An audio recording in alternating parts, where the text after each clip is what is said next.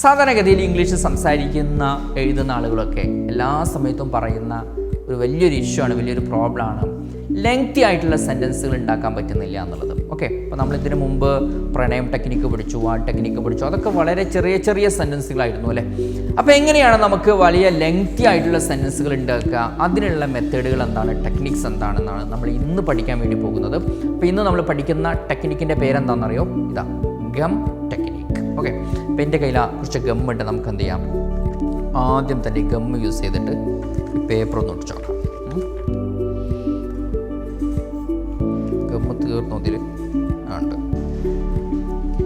Okay okay okay, നമ്മളെന്ത് ചെയ്തു, രണ്ട് പ്രതലങ്ങളെ പരസ്പരം ഒട്ടിക്കുകയാണ്. എന്ത് യൂസ് ചെയ്തുകൊണ്ട്? ഈ ഗമ്മ് യൂസ് ചെയ്തുകൊണ്ട് കേട്ടോ, ഒട്ടിച്ചു. അപ്പോൾ ഇതുപോലെ തന്നെയാണ് ഇംഗ്ലീഷ് ഭാഷയിലും ഈ ഗം ടെക്നിക്കിൻ്റെ ഓപ്പറേഷൻ. രണ്ട് ആശയങ്ങളെ നമുക്ക് എന്ത് ചെയ്യാൻ പറ്റും, രണ്ട് സെൻറ്റൻസിൻ്റെ രണ്ട് പാർട്സുകളെ നമുക്ക് ഇതുപോലെ അതിൻ്റെ ഉള്ളിൽ എന്ത് ചെയ്യാം, ഗം തേച്ചുകൊണ്ട് അല്ലെങ്കിൽ ഗം വെച്ചുകൊണ്ട് നമുക്ക് ഒട്ടിക്കാൻ പറ്റും. ഓക്കെ, ഇപ്പോൾ ഗം ടെക്നിക്ക് എന്താണ്, എവിടെയാണ് യൂസ് ചെയ്യുക എന്നൊക്കെ നിങ്ങൾക്ക് ഏകദേശം ഒരു ധാരണ കിട്ടിയെന്നാണ് ഞാൻ മനസ്സിലാക്കുന്നത്. അപ്പോൾ നമുക്ക് എന്ത് ചെയ്യാം, ഗം ടെക്നിക്കിലേക്ക് പോകാം. Okay, yes. അപ്പോൾ ആദ്യമായിട്ട് ഒരു കാര്യം പറയാനുള്ളത് എന്താ വെച്ച് കഴിഞ്ഞാൽ, നമ്മൾ ഇന്ന് പഠിക്കുന്ന ഗം ടെക്നിക്ക് ഉണ്ടല്ലോ, ഈ ടെക്നിക്കിൽ ഒരുപാട് മെമ്പേഴ്സ് വരുന്നുണ്ട് കേട്ടോ. അതിൽപ്പെട്ട ഒരേ ഒരു മെമ്പർ മാത്രമാണ് നമ്മൾ ഇന്ന് പഠിക്കുന്നത്. ഇനി നമുക്ക് എന്ത് ചെയ്യാം, ബാക്കിയുള്ള ദിവസങ്ങളിലൊക്കെ ഇതിൽപ്പെട്ട മറ്റുള്ള മെമ്പേഴ്സിനൊക്കെ നമ്മൾ എന്ത് ചെയ്യും, പഠിക്കും.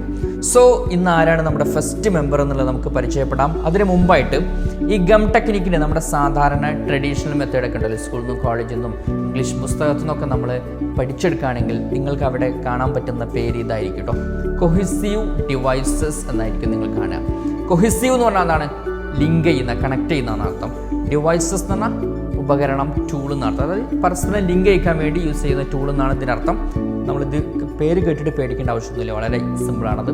അതുപോലെ തന്നെ നമുക്കിതിന് കൺജങ്ഷൻസ് എന്നുള്ള പേരുണ്ട്. പക്ഷെ നമ്മളിവിടെ യൂസ് ചെയ്യുന്നത് എന്താണ്, ഗം ടെക്നിക്ക് അല്ലേ. ആ പേര് കേൾക്കുന്ന സമയത്ത് തന്നെ വളരെ പെട്ടെന്ന് നമുക്ക് വിഷയം എന്താണെന്നുള്ളത് മനസ്സിലാവും. ഓക്കെ, അപ്പോൾ ഇന്ന് നമ്മൾ എന്ത് ചെയ്യാൻ പോകുകയാണ്, ഇതിൽപ്പെട്ട ഒരേ ഒരു മെമ്പറെയാണ് നമ്മൾ ഇന്ന് പഠിക്കുന്നത്. ആരാന്നുള്ളത് നമുക്ക് നോക്കാം. യെസ്, ആരാണിത്? In order to. In order to, in കഴിഞ്ഞതിന് ശേഷം സ്പേസ് വേണം, പിന്നെ order space to. In order to. In order ടുവിൻ്റെ അർത്ഥം എന്താണെന്നറിയോ? നമുക്ക് നേരെ അതിനൊരു അർത്ഥം കൊടുക്കുകയാണെങ്കിൽ നമുക്ക് ഇങ്ങനെ പറയാം, വേണ്ടി എന്നൊക്കെ പറയാം. അപ്പോൾ ഇതെങ്ങനെയാണ് സെൻറ്റൻസിൽ വരുന്നത് എന്നുള്ളത് നമുക്ക് എക്സാമ്പിൾസ് യൂസ് ചെയ്തുകൊണ്ട് വിശദമായിട്ട് നമുക്ക് പഠിക്കാം. ഓക്കെ, അപ്പോൾ ഫസ്റ്റ് എക്സാമ്പിൾ നോക്കൂ. I like to join Speakeasy in order to improve my fluency in English. കണ്ടോ, I like to join Speakeasy. ഞാൻ സ്പീക്കീസിൽ ജോയിൻ ചെയ്യാൻ ആഗ്രഹിക്കുന്നു. എന്തിനു വേണ്ടി? In order to improve ചെയ്യാൻ വേണ്ടി. മൈ ഫ്ലുവൻസി, എൻ്റെ ഫ്ലുവൻസി ഇൻ ഇംഗ്ലീഷിൽ എൻ്റെ ഫ്ലുവൻസി ഇമ്പ്രൂവ് ചെയ്യാൻ വേണ്ടി ഞാൻ എന്ത് ചെയ്യുന്നു, സ്പീക്കീസിൽ ജോയിൻ ചെയ്യാൻ ആഗ്രഹിക്കുന്നു. അപ്പോൾ സ്പീക്കീസിൽ ജോയിൻ ചെയ്യുക എന്നതിൻ്റെ ലക്ഷ്യം എന്താണ്, പർപ്പസ് എന്താണ്? ഇമ്പ്രൂവ് ചെയ്യുക എന്നുള്ളതാണ് അല്ലേ. അപ്പോൾ അതിൻ്റെ മുൻവശത്ത് നമ്മൾ എന്ത് ആഡ് ചെയ്തു, ഇൻ ഓർഡർ ടു ആഡ് ചെയ്തു. ഓക്കെ, കറക്റ്റ് മനസ്സിലായില്ലേ? ഇനി നമുക്ക് നെക്സ്റ്റ് എക്സാമ്പിളിലേക്ക് പോകാം. Speakeasy English Academy, the #1 English training center in India.